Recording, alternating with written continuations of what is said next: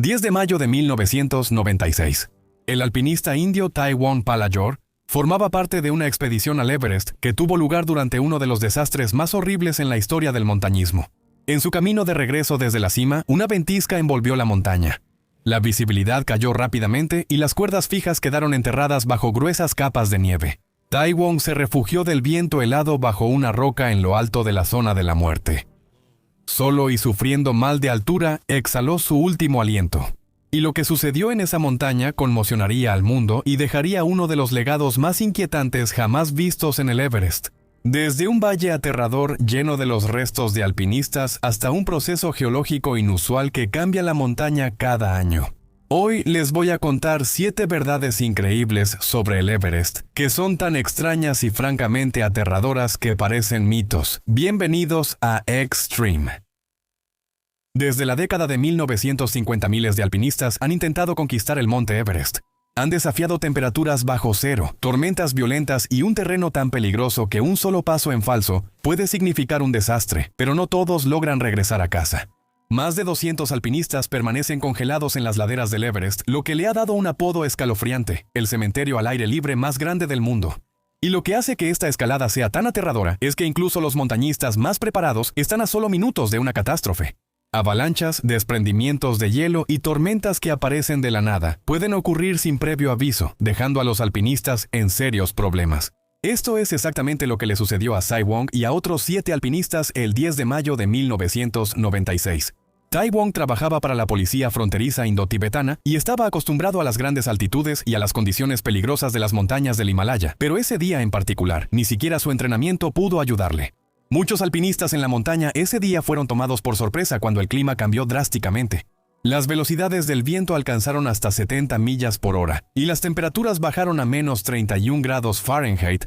Este cambio repentino y severo en las condiciones atrapó a los alpinistas en lo alto de la montaña y muchos comenzaron a perderse en la ventisca. Taiwan fue superado por la tormenta que rugió durante toda la noche. Delirante y sin oxígeno, se vio obligado a refugiarse bajo una pequeña roca a más de 300 metros de la cima, justo en medio de la zona de la muerte. Cada segundo que un escalador pasa aquí es un peligro para su salud. Para aquellos que no pueden bajar, se vuelve aún más peligroso recuperar su cuerpo. El peso de una persona fallecida, combinado con el terreno peligroso, el clima extremo y el oxígeno limitado, hace que sea una operación extremadamente arriesgada. Puede requerir varios sherpas y equipo especializado para mover un solo cuerpo, y el costo a menudo supera decenas de miles de dólares. Esta es una de las razones por las que hay más de 200 cuerpos en el Everest, incluso hoy en día. La presencia de estos cuerpos sirve como un recordatorio contundente de los peligros extremos y los desafíos inherentes a escalar el monte Everest.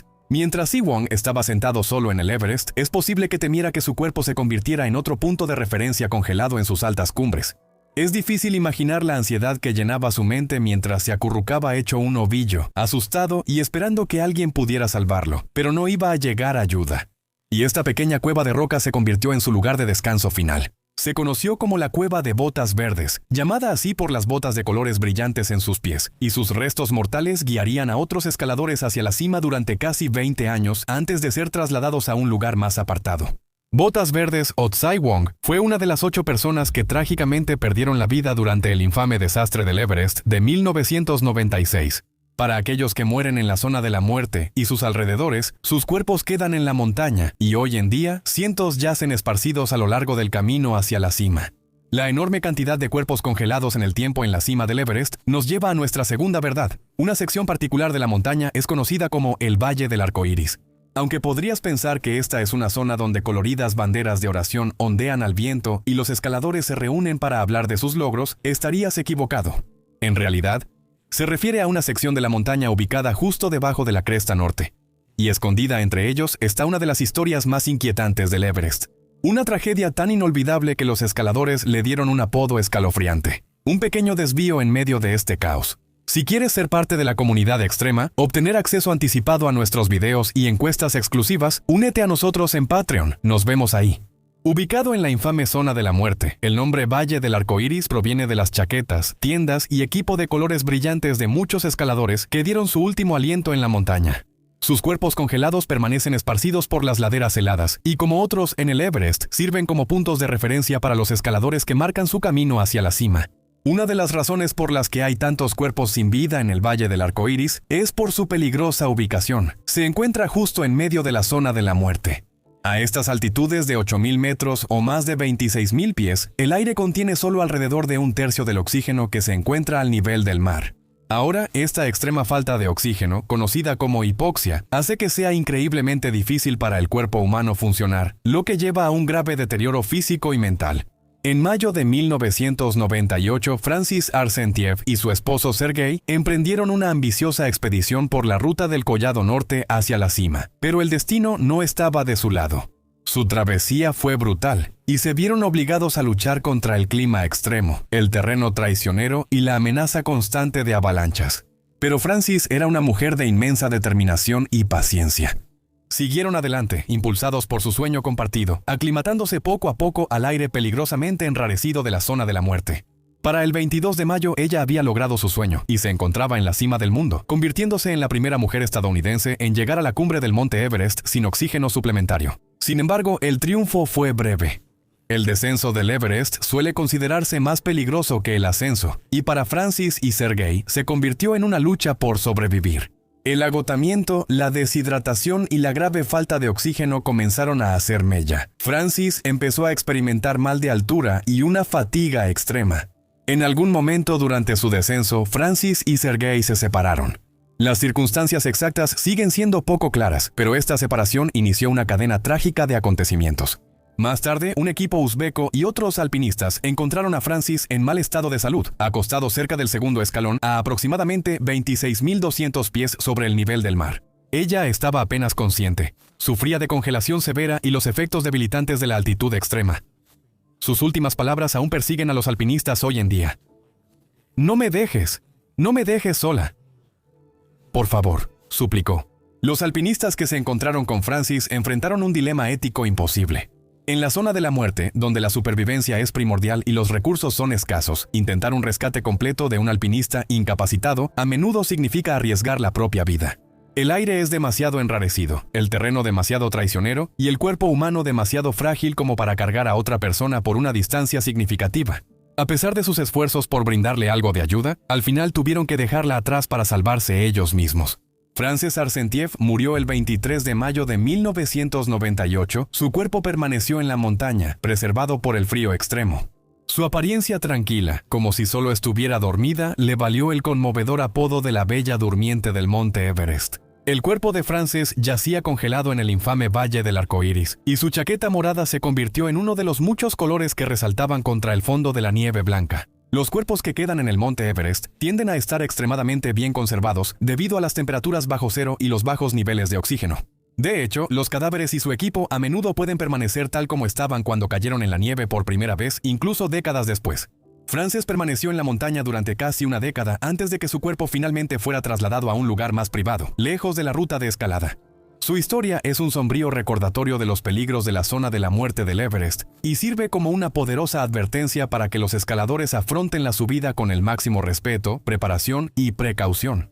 Pero más allá de las aterradoras verdades que podrían hacerte cuestionar por qué alguien escalaría el Everest, hay otras cosas inusuales sobre la montaña que quizá no creerías. Por ejemplo, ¿sabías que puedes revisar tus redes sociales mientras subes la montaña? El campamento base del Everest puede estar a más de 17.000 pies sobre el nivel del mar, pero esto no ha impedido que evolucione con los tiempos. Lo que antes era una caminata sencilla que permitía a los alpinistas avanzar hacia los campamentos más altos y finalmente a la cima, se ha convertido en un punto turístico con carpas de comedor comunitarias, lugares para cargar dispositivos eléctricos e incluso Wi-Fi en el camino. Aunque la idea de tener Wi-Fi en el Everest pueda parecer moderna, su integración en la planificación y ejecución de las expediciones se ha vuelto cada vez más vital, pasando de ser solo una comodidad a convertirse en una herramienta utilizada para el éxito y la seguridad. A lo largo de la caminata hacia el campamento base, los alpinistas pueden comprar tarjetas de prepago para acceder al Wi-Fi en los refugios. Sin embargo, no hay Wi-Fi público en el campamento base, pero algunas compañías de expedición tienen su propio internet satelital de alto costo, el cual es gratuito para sus clientes. El uso de Wi-Fi en el Everest ha cambiado para siempre el mundo del alpinismo. Los escaladores pueden mantenerse en contacto con sus familias y amigos, proporcionando actualizaciones sobre su progreso y bienestar. Mientras esperan la siguiente etapa de su viaje, pueden hacer una llamada con un familiar que está a miles de kilómetros de distancia. Esta conexión personal puede ser un impulso significativo para la moral durante la peligrosa y agotadora escalada. El auge de las redes sociales realmente ha influido en la disponibilidad de Wi-Fi en el Everest. Los escaladores a menudo comparten sus experiencias en tiempo real, publicando fotos y actualizaciones que llegan a una audiencia global. Esto no solo les permite documentar su viaje, sino que también ayuda a conseguir patrocinadores y a crear conciencia sobre diversas causas, como los esfuerzos de Alan Arnett para crear conciencia sobre la enfermedad de Alzheimer. A pesar de los beneficios, la dependencia del Wi-Fi también trae su propio conjunto de problemas del primer mundo, como las bajas velocidades y la dificultad para cargar dispositivos en lugares remotos. Más allá del uso personal, el Wi-Fi también se utiliza para la comunicación operativa. Los líderes de expedición y los guías lo usan para recibir pronósticos meteorológicos actualizados que son notoriamente impredecibles en el Everest. La información meteorológica precisa y oportuna es fundamental para tomar decisiones críticas sobre los intentos de cumbre, y a menudo puede ser la diferencia entre la vida y la muerte. Viendo lo lejos que ha llegado el Wi-Fi en la montaña, es seguro decir que si le hubieras dicho a Edmund Hillary que algún día podríamos enviar y recibir mensajes instantáneamente usando teléfonos móviles, probablemente te habría llamado loco. Pero así de rápido cambian las cosas en el mundo. Sin embargo, lo que Edmund sí sabía era lo exigente que puede ser la escalada para el cuerpo, lo que nos lleva a nuestra cuarta verdad. Si alguna vez has escalado una montaña pequeña, o incluso has hecho una caminata larga, probablemente regresaste hambriento y listo para devorarte una hamburguesa o una pizza. Si es así, estoy seguro de que puedes imaginar lo hambrientos que se sienten los escaladores mientras suben durante semanas en el Everest. El desgaste físico que sufre el cuerpo humano es increíble. Como los espectadores de este canal ya saben, se necesita una cantidad considerable de sangre, sudor y lágrimas para llegar a la cima. Pero en realidad, se necesita una cantidad increíble de energía.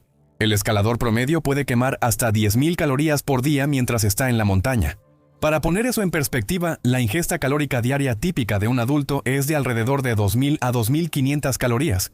Esto significa que los escaladores del Everest están quemando de 4 a 5 veces las calorías de una persona promedio. Para siquiera mantener ese ritmo, tendrías que comer alrededor de 40 hamburguesas con queso al día.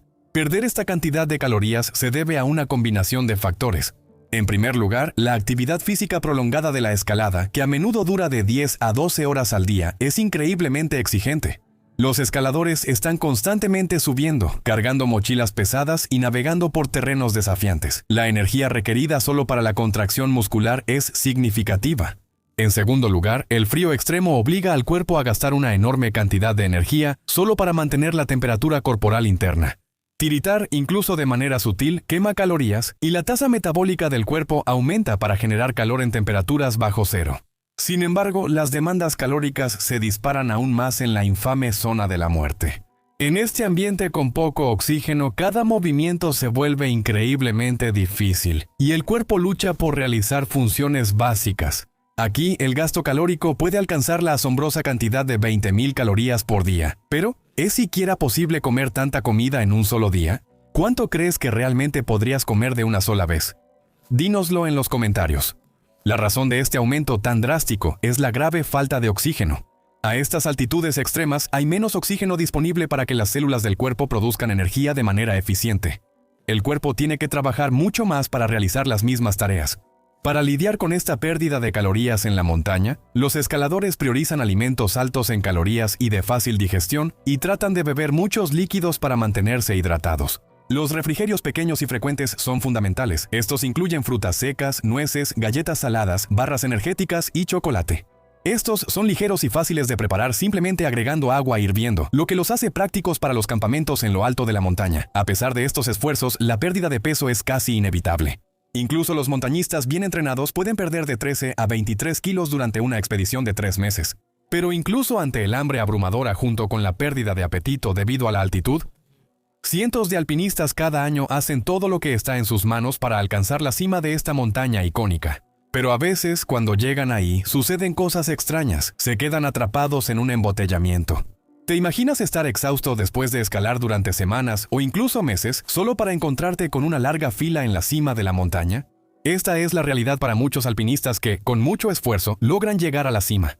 Los atascos en el monte Everest ocurren debido a una combinación de limitaciones ambientales, desafíos logísticos y factores humanos, lo que aumenta el peligro para los alpinistas. El principal factor es la ventana extremadamente estrecha de condiciones climáticas favorables, que suele darse en mayo, lo que concentra a un gran número de alpinistas en la montaña al mismo tiempo.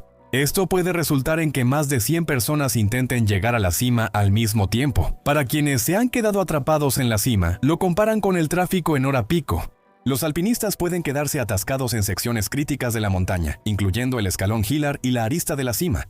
Imágenes y videos han mostrado a cientos de alpinistas en una fila casi continua, avanzando poco a poco hacia arriba o hacia abajo. Esta congestión se intensifica por el hecho de que el gobierno nepalí ha emitido un número récord de permisos en los últimos años, lo que lleva a una mayor densidad de alpinistas en la montaña. Imagina esto. Has escalado durante semanas para llegar a la cima. Cuando te acercas al final, te detienes por completo a solo unos cuantos miles de pies de la cima. Estás exhausto. Tienes frío y comienzas a sentir los efectos de la altitud. El viento aúlla a tu espalda, y en cualquier momento, una tormenta podría devastar la ladera de la montaña. Pero ahora, estás atrapado en una larga fila en la cima de la montaña más alta del mundo. Esta ha sido la realidad para muchos escaladores, y algunos han pagado el precio más alto por este estancamiento. El 22 de mayo de 2019, Anjali Kulkarni, una escaladora india de 55 años, se encontró atrapada en un embotellamiento en el campamento 4 a 26,000 pies sobre el nivel del mar. Está justo en la temida zona de la muerte. Anjali se vio obligada a esperar aquí durante un tiempo considerable, pero a medida que pasaban los minutos, su cuerpo se debilitaba cada vez más. Para cuando finalmente llegó a la cima y comenzó su descenso, las cosas pasaron de mal en peor. La exposición prolongada a la altitud la dejó en un estado gravemente debilitado y se enfermó por encima del campamento 4. Ya no podía caminar por sí misma y poco tiempo después falleció. Su muerte es un recordatorio impactante de los peligros asociados con las largas filas en el Everest. La temporada de 2019 tuvo un mayor nivel de aglomeración. Anjali no era una alpinista inexperta. Ella se había entrenado durante 6 años para llegar a la cima del Everest y había completado otras grandes expediciones como el Monte Elbrus y el Monte Kilimanjaro. Pero esto solo demuestra cómo las cosas pueden salir mal rápidamente en la montaña, incluso para los alpinistas experimentados. Su muerte fue una de al menos 11 fatalidades en el Monte Everest durante la temporada de 2019 y parte de un total de 15 muertes en 6 picos de 8,000 metros esa primavera. Algunos argumentan que la corta ventana de clima favorable fue la culpable, mientras que otros señalan al gobierno nepalí, que emitió casi 400 permisos a escaladores extranjeros ese año.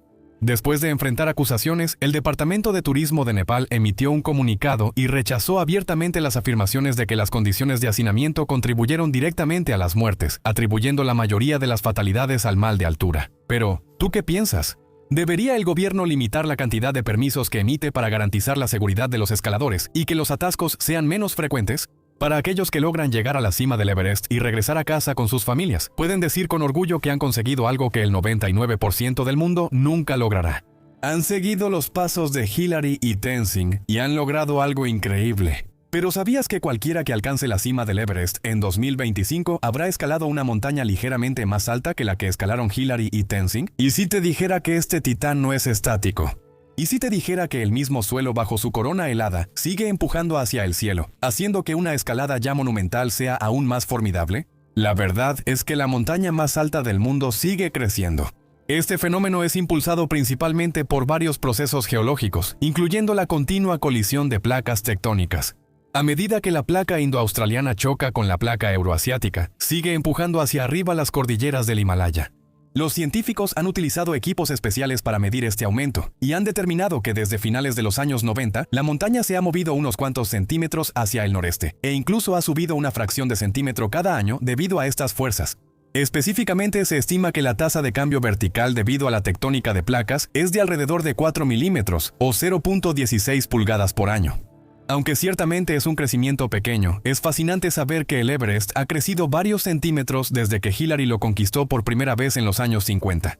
Pero no son solo las placas tectónicas las que lo empujan hacia arriba. Modelos computacionales han revelado que un impulso adicional a su altura proviene de la erosión fluvial y el rebote isostático. Aproximadamente hace 89,000 años, dos grandes sistemas fluviales, los ríos Khasi y Arun, se unieron a unos 80 kilómetros del Everest. Esta unión creó una poderosa fuerza de agua que erosionó una enorme cantidad de roca y lodo de la base del Himalaya. Esta reducción significativa de peso sobre la corteza terrestre cerca de la cima provocó que la Tierra se elevara, un proceso conocido como rebote isostático. Puedes imaginarte el proceso funcionando como cuando un barco se eleva más en el agua después de descargar la carga. Se estima que este levantamiento inducido por la erosión contribuye con 0.16 a 0.53 milímetros adicionales por año a la altura del Everest. Durante las últimas decenas de miles de años, este proceso ha hecho que el Everest crezca de 28.867 pies a 29.031 pies. No sé tú, pero a mí me parece fascinante que la montaña más alta del mundo siga creciendo un poco cada año. Y si esto te parece interesante, creo que también te gustaría saber que el Everest tiene varias características geográficas únicas que lo distinguen de otras montañas. Pero estas pueden tener efectos devastadores en los alpinistas que intentan llegar a la cima. Verás, la cima de la montaña se encuentra frecuentemente en la trayectoria de una poderosa corriente en chorro subtropical, la cual puede traer vientos extremos y condiciones severas a la cumbre.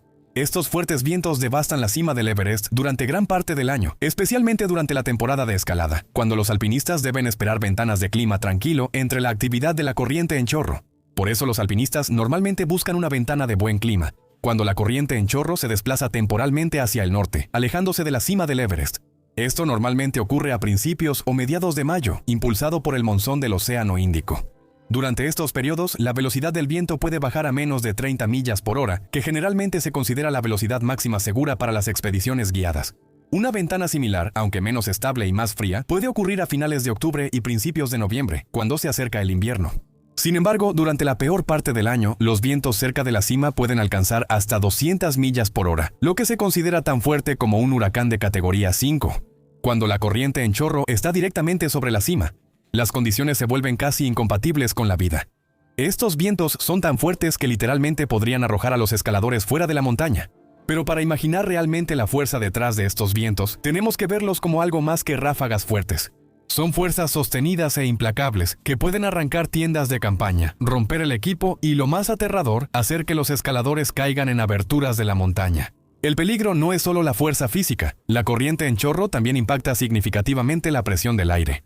Estos vientos de alta velocidad pueden disminuir aún más la presión del aire, reduciendo el ya escaso oxígeno disponible hasta en un 14%. A una altitud donde cada respiración es una lucha, esta reducción puede ser la diferencia entre la vida y la muerte. La corriente en chorro es un recordatorio claro de la fuerza brutal e indomable de la naturaleza. En el monte Everest actúa como el guardián supremo y exige respeto, paciencia y saber elegir el momento preciso a quienes se atreven a desafiar el techo del mundo.